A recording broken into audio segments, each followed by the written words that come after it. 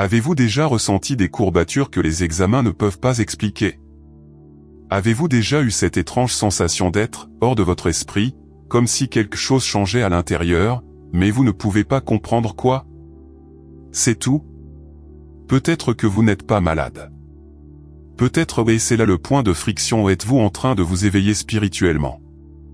Et oui, ce processus commence souvent par de la confusion, de la fatigue sans raison, des douleurs récurrentes, des crises de larmes. Mais que se passerait-il si tout cela n'était que la façon dont votre corps dit « nous évoluons » ?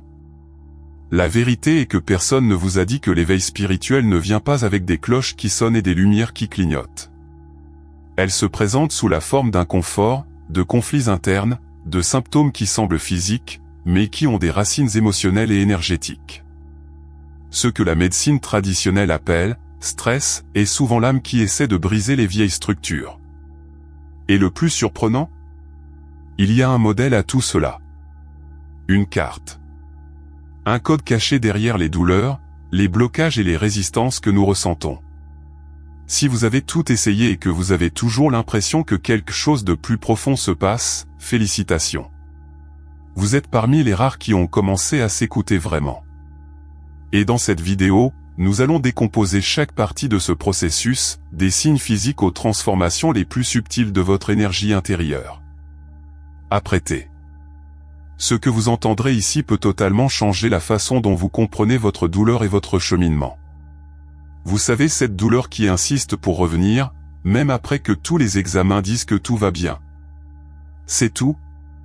Peut-être que ce n'est pas seulement physique. Beaucoup ont déjà commencé à se rendre compte que certaines douleurs ont des significations profondes, comme si le corps criait ce que l'âme chuchote. Le mal de tête constant, par exemple, peut révéler une surcharge mentale, un excès de pensée non résolu, une pression invisible. La spiritualité nous enseigne que l'esprit et le corps sont entrelacés par des fils invisibles d'énergie intérieure. Lorsque ces mèches sont emmêlées, des symptômes apparaissent. C'est là qu'intervient la pleine conscience, cette pause sacrée au milieu du chaos. Pratiquez la pleine conscience quotidiennement et cela peut être aussi simple que de prendre une profonde respiration pendant 2 minutes aide à éliminer l'excès de bruit que l'esprit accumule. Avec cela, les chakras commencent à s'aligner, débloquant les zones qui semblaient auparavant coincées. La douleur perd alors de sa force. Un exemple pratique? Avant de vous coucher, asseyez-vous dans votre lit, fermez les yeux et faites 3 cycles de respiration profonde, en visualisant une lumière dorée au centre de votre front. Cela peut sembler symbolique, mais le corps comprend ces messages subtils. Ces pratiques fonctionnent comme un traducteur du langage corporel. La méditation ne consiste pas seulement à fermer les yeux et à ne penser à rien, mais à s'immerger dans un espace où la guérison émotionnelle commence à se déployer, comme une vieille pelote de laine qui finit par trouver sa fin. C'est à ce moment que la connaissance de soi commence à s'épanouir. Parce qu'au fond, la douleur veut aussi parler, elle a juste besoin d'être entendue sans jugement. Avec le temps et la pratique, la personne commence à identifier que certaines douleurs surviennent précisément lorsqu'elle essaie de contrôler l'incontrôlable. Et les plus curieux? Parfois, une lombalgie qui ne cède pas à l'anti-inflammatoire disparaît après une conversation sincère avec quelqu'un qui était absent. Ou un mal d'estomac chronique se dissout lorsque la personne pardonne vraiment une erreur passée. C'est le pouvoir du pardon et de l'énergie intérieure qui se libère. Nos corps contiennent des souvenirs émotionnels, comme s'ils étaient des bibliothèques silencieuses. Et lorsque la guérison commence, ces pages sont réécrites avec une nouvelle énergie. Alors, la prochaine fois qu'une douleur vous visite, avant de la combattre avec des médicaments, demandez-vous, que essayez-vous de me montrer? Peut-être que la réponse se trouve moins dans la pharmacie que dans le silence de votre âme. Et ce n'est que la première porte. Parce que, juste là, dans une autre pièce du corps, vit la tension qui s'accumule dans le cou et les épaules. Ah, ces deux-là. Ils veulent vous raconter une autre histoire. Le cou, pauvre chose, des vies coincées entre la tête pleine de pensées et le corps plein de désirs. Quand ça fait mal, ce n'est pas seulement une posture ou un mauvais oreiller au souvent, c'est la rigidité des croyances, cet entêtement émotionnel qui nous empêche de regarder de l'autre côté. Avez-vous remarqué à quel point il est difficile de tourner le cou lorsqu'il est verrouillé? Eh bien, parfois, c'est le reflet exact de la difficulté que nous avons à pardonner, à rendre notre vision du monde plus flexible. La douleur physique peut être, littéralement, un symbole corporel de résistance émotionnelle. Quant aux épaules. Ah, les épaules. Ils sont comme des étagères invisibles où nous accumulons des responsabilités, des exigences et des attentes les nôtres et celles des autres. Il y a des gens qui y portent toute la famille, et il y a encore de la place pour le patron, pour le bulletin du fils et même pour le chat du voisin. Il n'est pas étonnant que tant de gens vivent les épaules tendues. Le corps crie, et « tu n'as pas à porter tout cela tout seul ». La spiritualité enseigne qu'accepter de l'aide est aussi une forme de soin de soi et d'éveil spirituel. Si vous ressentez cette pression constante sur vos épaules, essayez une pratique simple, au réveil, avant de prendre votre téléphone, levez-vous, respirez profondément et visualisez que chaque inspiration nettoie vos épaules et que chaque expiration libère un poids. Faites cela pendant 3 minutes. Vous serez surpris par la légèreté qui surgit comme si votre énergie intérieure, auparavant étouffée, circulait à nouveau. Et non, ce n'est pas de la magie, c'est de la prise de conscience. C'est une guérison émotionnelle en commençant à travailler là où auparavant il n'y avait que de la douleur. Autre point important, le pardon. Parfois, la raideur de la nuque est directement liée à d'anciennes blessures qui n'ont jamais été traitées. Il ne s'agit pas de « passer le tissu », mais de se libérer de la prison émotionnelle. Un bon exercice consiste à écrire une lettre que vous ne remettrez jamais à quelqu'un qui vous a fait du mal. Mettez tout là, sans filtre. Ensuite, brûlez-le ou déchirez-le. Ce rituel simple mais profond peut débloquer bien plus que vous ne le pensez.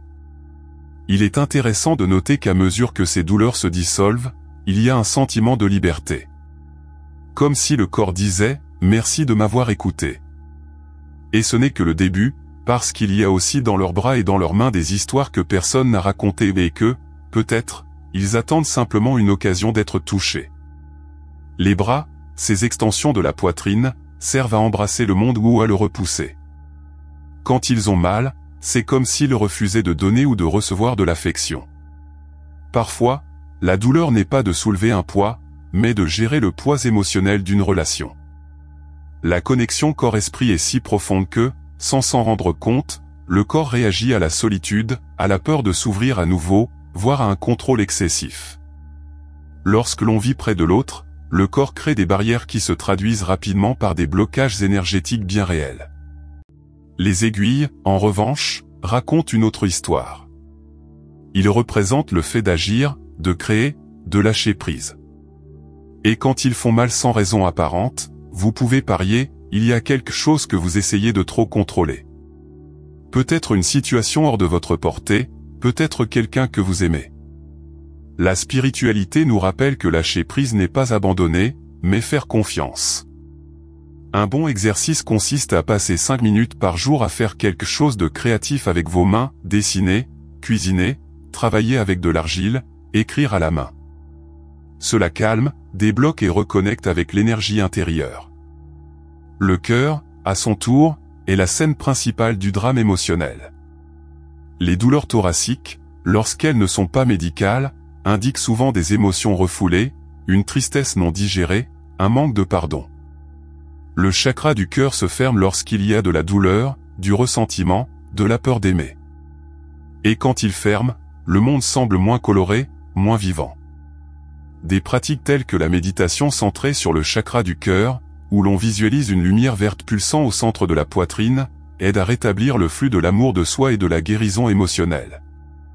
Vous voulez quelque chose d'encore plus pratique? Faites un exercice de gratitude. Chaque jour, notez 3 choses pour lesquelles vous êtes reconnaissant, en vous concentrant sur les personnes ou les moments qui vous ont réchauffé le cœur. Cela semble simple, mais cette habitude active le champ émotionnel de manière puissante. Peu à peu, la douleur fait moins mal et la poitrine respire mieux. Prendre soin de soi, ici, ne se limite pas à prendre du thé ou à se reposer. C'est s'autoriser à se sentir, sans censure, et s'accueillir comme si on était son meilleur ami. Ainsi, à mesure que la poitrine s'ouvre, les bras bougent plus librement et les mains créent à nouveau sans crainte. Mais le passé ne laisse pas toujours tout couler ainsi, et il aime se cacher là où on s'y attend le moins, sur son dos et ses hanches, la prochaine cachette de l'âme. Le dos est comme un journal intime silencieux, enregistrant chaque poids émotionnel que nous portons sans nous en rendre compte. Lorsque la douleur s'installe au sommet, elle pointe presque toujours vers le passé ou des histoires non résolues, une culpabilité mal digérée, des promesses non tenues. C'est comme si chaque souvenir lourd devenait une petite brique entassée dans la région des omoplates. Et les plus curieux, ce n'est pas toujours un gros problème. Parfois, c'est juste cette conversation que vous auriez dû avoir et avaler. Et puis, la douleur parle à la place de ce qui était coincé dans la gorge. Le bas du dos, quant à lui, en dit long sur le présent et la peur de l'avenir. Peur de l'instabilité, manque de ressources, perte de contrôle. C'est un signe clair que l'énergie intérieure est en alerte, comme pour dire « et si tout allait mal ?» La spiritualité enseigne que ce type de douleur révèle une déconnexion avec la base, avec le chakra racine. Des pratiques telles que les promenades en pleine conscience dans la nature, l'utilisation de cristaux tels que l'hématite, ou encore les bains au gros sel aident à renforcer ce centre et à favoriser l'enracinement. Et puis nous arrivons aux hanches, qui fonctionnent presque comme les charnières de l'âme. Quand ils font mal, c'est un signe que nous résistons au changement. Et qui n'a jamais résisté, n'est-ce pas? Le changement fait peur, il fait trembler le sol là où nous mettons les pieds. Le problème est que, lorsqu'il résiste, le corps se raidit. Les hanches perdent leur souplesse et, avec elles, nous perdons la légèreté de la vie. Une bonne pratique pour y faire de la place est le yoga, en particulier des postures telles que la colombe ou le papillon, qui aident à libérer les émotions piégées dans cette région. Mais si le yoga n'est pas votre truc, pas de problème. Danser à la maison, même seul, peut être libérateur. Mettez de la musique qui vous émeut et qui ne fait que bouger. Pas de bons pas, pas de honte. Juste le sentir. Cela aide à débloquer non seulement les hanches, mais aussi les émotions que vous ne saviez pas y être stockées. Le corps comprend ce geste comme un signe qu'il est sûr de changer. Et quand le changement trouve enfin de l'espace, quelque chose commence à se débloquer dans les jambes aussi. C'est comme s'il demandait, maintenant que nous sommes plus légers. Pouvons-nous passer à autre chose? Mais ensuite, c'est le genou qui a généralement le dernier mot avant le pas suivant. Les jambes sont notre moyen de locomotion, mais aussi notre thermomètre émotionnel lorsqu'il s'agit d'avancer dans la vie. Lorsqu'ils ont mal, surtout sans raison clinique apparente, il est fréquent qu'on leur dise « tu es trop immobile ». La stagnation n'est pas seulement physique, elle est aussi émotionnelle et spirituelle. Combien de fois nous sommes-nous sentis bloqués dans la prise de décision, la sortie d'une relation toxique ou simplement le changement de routine?